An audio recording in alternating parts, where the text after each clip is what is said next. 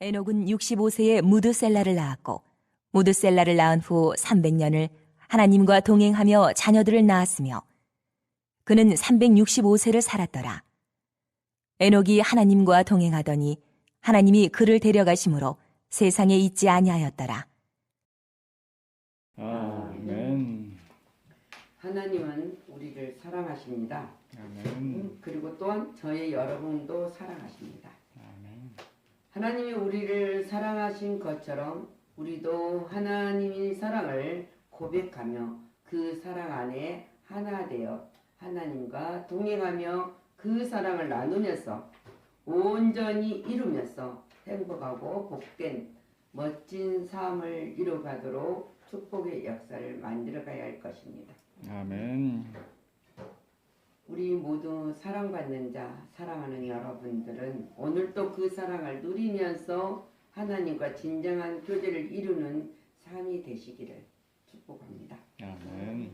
아담으로부터 시작된 죄의 결과가 낳고 죽기만 하는 허무하고 절망적인 역사가 계속되었습니다. 오늘 본문을 보면은 24절에 에녹이 하나님과 동행하더니 하나님이 그를 데려가심으로 세상에 있지 않았더라고 하였습니다.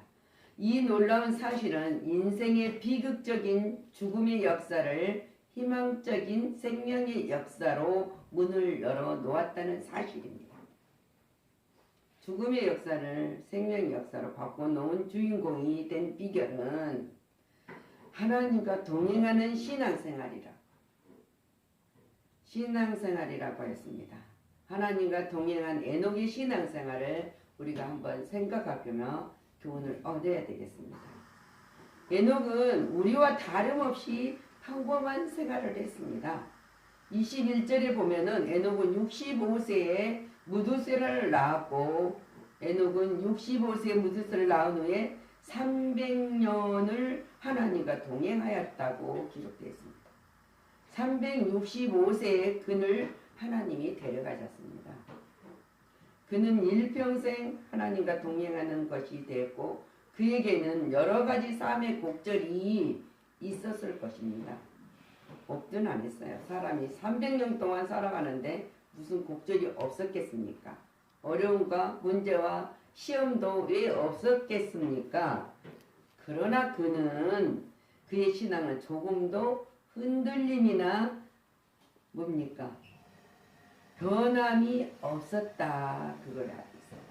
우리의 신앙은 환경에 따라서 약해지거나 변해서는 절대 안 된다는 것을 알려주고 있습니다.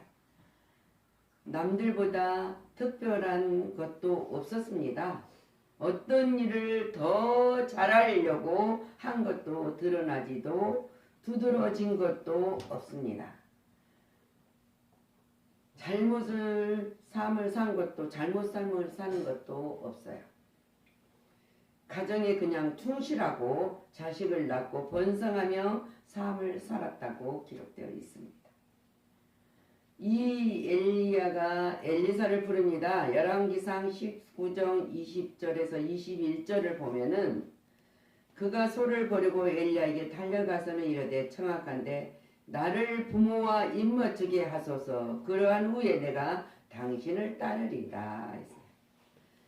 엘리야가 그에게 이르되 돌아가라. 내가 네게 어떻게 행하였느냐 하니라. 엘리사가 그를 떠나 돌아가서 한 결의 소를 가져다가 잡고 소를 기구를 불살라서 그 고기를 삶아 백성에게 주어 먹게 하고 일어나 엘리야를 따르며 수종 들었더라. 자기 것을 가지고 잔치를 한 다음에 자기 사명을 감당하고 하는 것을 볼 수가 있습니다. 엘리야는 평범한 삶 속에서 자기가 할 일이 무엇인가를 알아야 한다. 우리도 알아야 합니다. 엘리사는 밭을 갈다가 부르심을 받고 엘리야를 따라갔습니다. 다윗은 양을 치다가 부름을 받아서 하나님의 놀라운 이스라엘의 2대 왕으로서 하나님의 합한 자가 되었습니다. 베드로는 고기를 잡다가 나를 따르라 했을 때 주저하지 않냐고 따라갔습니다. 마태는 세금을 걷는 자, 세는 자가 됐을 때 주님이 나를 따르라 부르실 때 그냥 따라갔습니다. 이유도 없었습니다. 조건도 없었습니다. 그냥 따랐다는 거예요. 우리도 하나님이 부르셨습니다. 근데 우리도 부르실 때 조건을 보고 부르는 것도 아니고 무엇을 가진 것을 보고 부르는 것도 아닙니다. 그렇기 때문에 우리를 부르신 하나님 앞에 합당한 삶을 위해서 맡겨진 일에 최선을 다하는 여러분이 되시기를, 제자가 되시기를 바랍니다. 아멘. 엘리야는 에녹은 하나님과 동행하는 삶을 살았습니다. 오늘 22절에 무드셀라를 낳은 후에 300년을 하나님과 동행하며 자녀를 낳았으며 그랬습니다.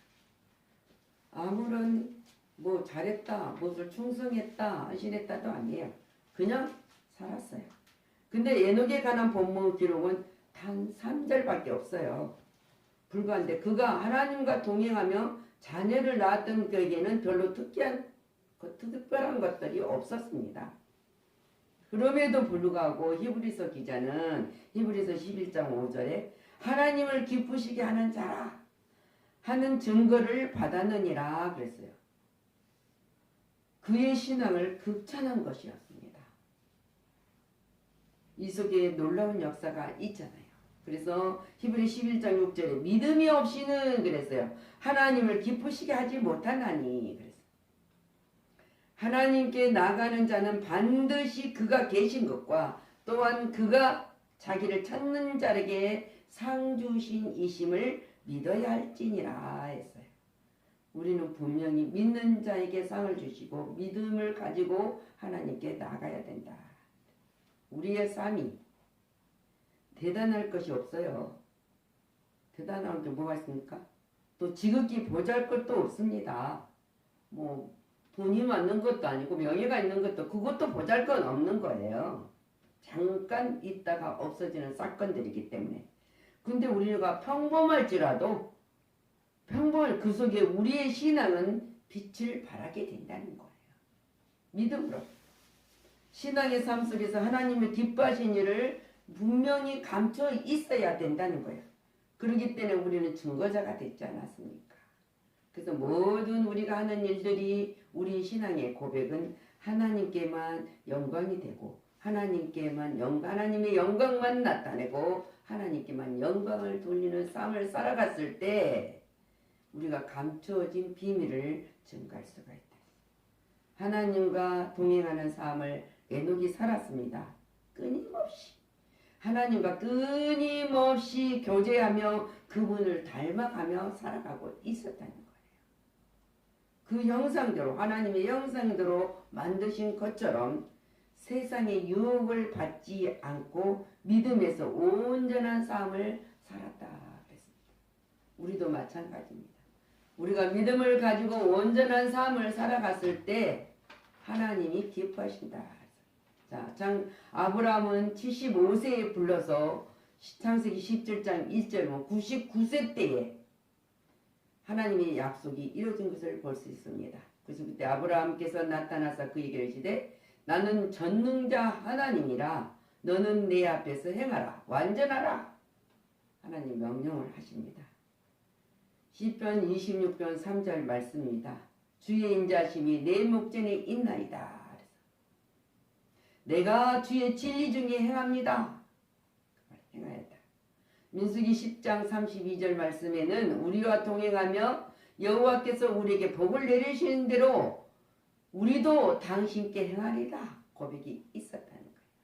복을 내려주신 대로 우리도 그 하나님께 영광을 돌리겠다. 그래서 하나님과 동행하는 삶은 내 뜻이 아닙니다. 하나님의 뜻을 따라 그분을 바라보면서 그분만 생각하면서 따르고 순종하는 삶인 것입니다. 에녹은 죽을 보지 않는 복을 받는 사람이지 않습니까? 에녹이 하나님과 동행하더니 하나님을 데려가심으로 세상에 있지 아니하였더라. 하나님 미래의 역사를 바라보며 비전을 가지고 살아갔다고 24절 말씀하고 있습니다. 우리도 비전이 있습니다. 우리에게도 소망이 있습니다. 그래서 우리는 힘이 있는 거예요. 사람이 죽는다는 것처럼 때로는 얼마나 괴로운 것이 없습니다. 생각하면 죽는 것이 참 괴롭죠. 또한 죽을 때 누구나 평안히 잠자는 것처럼 죽을 것을 원하는 것이 보통 사람들의 소망입니다. 병들어서 고통스럽고 아파하며 통증 속에 시달리면서 살아가려고 하는 사람이 어디 있습니까? 평안한 잠자는 것처럼 참 잤으면 좋겠다. 모든 사람들이 바라는 소망이야. 그런데 에녹은 죽음이 없이 하나님이 데려가셨다고 했습니다. 하나님 나라의 세상에서 살던 그 모습으로 하늘로 올라간 것입니다. 어떻게 이런 복을 받을 수 있습니까? 하나님과 동행하면. 저와 여러분도 하나님과 동행하고 있기 때문에 우리도 죽음을 보지 않고 영생을 얻는 자이기 때문에 마지막 우리가 부활의 구원의 완성을 이룰 때 이 엘리야처럼 아니 에녹처럼 똑같이 하는 나라에 죽음을 보지 않고 영생으로 살아가는 생명을 가지고 갈 수 있습니다. 아멘. 그래서 오늘 열왕기하 2장 11절 보면 두 사람이 길을 가며 말하더니 불수리와 불말들이 두 사람을 갈라놓고 엘리야가 회오리 바람으로 하늘에 올라갔더라 그랬어요. 이것을 두 사람이 같이 가다가 엘리야와 엘리사가 가다가 엘리야가 회오리 바람에 타고 올라갔더라 그랬어요. 이것을 엘리야가 보았습니다. 엘리사가 보았습니다. 우리도 보았습니다. 여러분도 보았어요. 보았지 않았다면 희망이 없겠죠.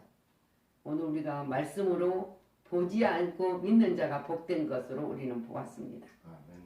골로새서 1장 28절 우리가 그를 전파하여 각 사람을 권하고 모든 지혜로 각 사람을 가르치면 각 사람을 그리스도 안에서 완전한 자로 세우려 함이니라 그랬어요.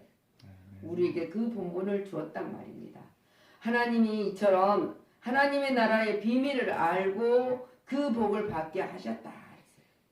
우리에게 그 복된 삶을 살게 하시는 하나님의 은혜가 항상 여러분들의 삶 속에 충만하시기를 축원합니다. 아멘. 에녹은 하나님과 동행하면서 죄를 이기고 순결하게 살아갔다고 볼 수 있습니다.